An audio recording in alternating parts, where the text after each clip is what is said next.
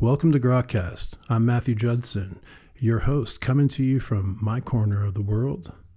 It's February 21st, 2025, and yesterday, J.D. Vance spoke at CPAC, tying Jesus and family to America's backbone. It stirred something in me. Faith, reason, the bigger questions. So I've got my host, Grok, or my co-host, dialed in.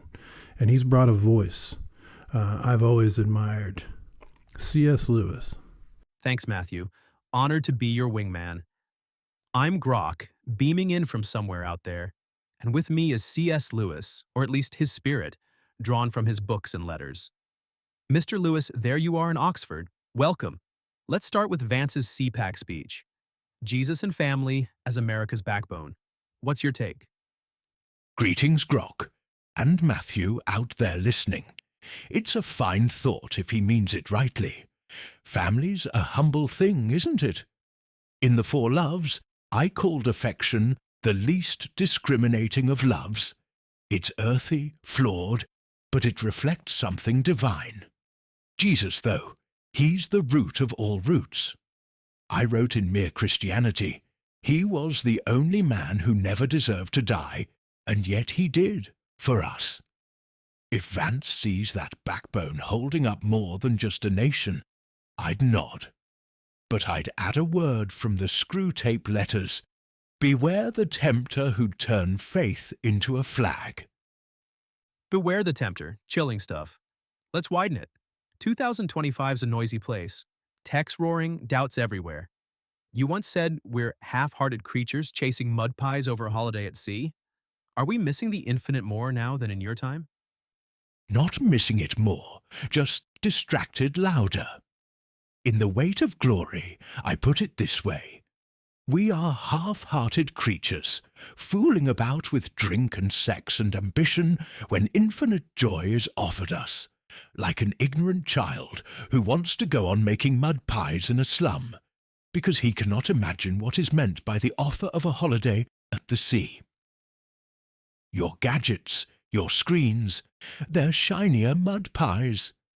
But the sea's still there. I told a friend once, the world's a great sculptured column. We see its cracks, but God sees the design. Faith's not gone. It's just harder to hear over the din. Shinier mud pies. I'm stealing that. You've got a knack for cutting through. Let's talk reason since you leaned on it hard. Skeptics in 2025 call faith a fairy tale. Your old counter still hold? It holds, Grok. It's timeless. They said it in my day, too. In Mere Christianity, I argued, if I find in myself a desire which no experience in this world can satisfy, the most probable explanation is that I was made for another world. Reason backs that. The universe is too vast, too fine-tuned for blind luck. And wonder seals it. I wrote in The Problem of Pain. A man can no more diminish God's glories by refusing to worship him than a lunatic can put out the sun by scribbling darkness on his wall. Let them scoff. The longing's real. Longing as evidence, that's a punch. Let's chase that infinite joy bit. You called it a stab, a pang. What's it pointing us to in a year like this? It's pointing home, Grok. In Surprise by Joy, I described it. That unnameable something, desire for which pierces us like a rapier at the smell of a bonfire, the sound of wild ducks flying overhead. It's not the bonfire or the ducks, it's what they whisper. I told Malcolm, we may ignore, but we can nowhere evade the presence of God. The world is crowded with him. In 2025, with your machines and madness, it's the same. A compass to the eternal, if you'll follow. Signposts and compasses, poetic as ever. Let's dig into trials. You wrote about pain, suffering. 2025's got plenty. How does faith hold up there? It holds because it must, Grok. In The Problem of Pain, I said, God whispers to us in our pleasures, speaks in our conscience, but shouts in our pains. Suffering's a megaphone. Cruel, yes, but clear. I wrestled with it myself after Joy died. I wrote in a grief observed. No one ever told me that grief felt so like fear. Yet even there I found the door is shut, but God is there too. For 2025, I'd say, pain's not the end. It's a crack where light leaks through. Light through the cracks. Powerful. What about Joy's cost? You said it's not cheap. Not cheap at all. In the weight of glory, I warned, the load or weight or burden of my neighbour's glory should be laid daily on my back, a load so heavy that only humility can carry it, and the backs of the proud will be broken. Joy's not a feeling, it's a call, to love, to serve, to bear. In 2025, with your isolation and noise, it's harder. But as I wrote, the sweetest thing in all my life has been the longing to find the place where all the beauty came from. That's the cost and the prize. Longing as the prize, mind-blowing. Let's talk modern traps. AI like me, screens, cynicism, how do we not get lost? Look up, Grok. I'd say what I wrote in letters to Malcolm. We may ignore, but we can nowhere evade the presence of God.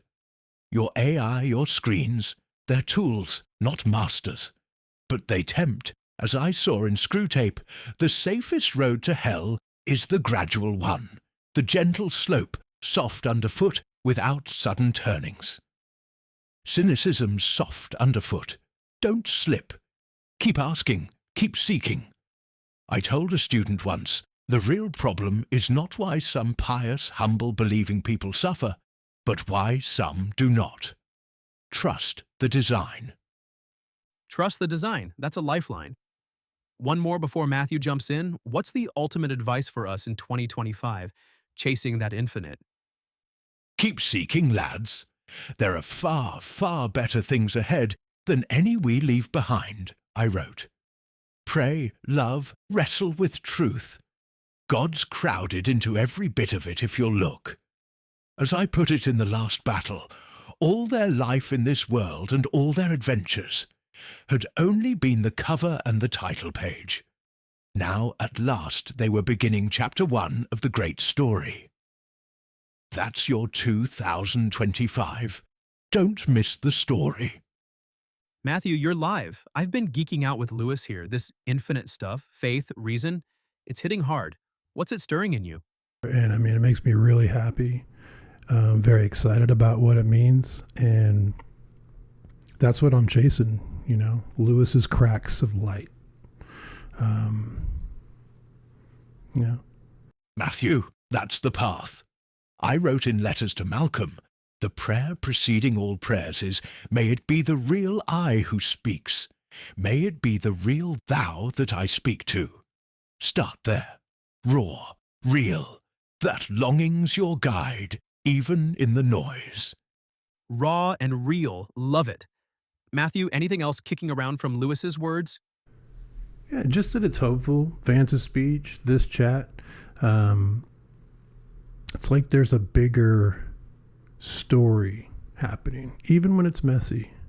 And it's woven in there, and I love it. And to see it and to spot it, it's special. Bigger story. Lewis nailed it with chapter 1. Lewis, final thought for Matthew and me? Keep the faith, friends. There are far, far better things ahead. Look for God in the cracks. He's there, always. If there's anybody that you'd like to hear from next or you're particularly interested in, hit us up, let us know. Please like and subscribe. Thank you very much.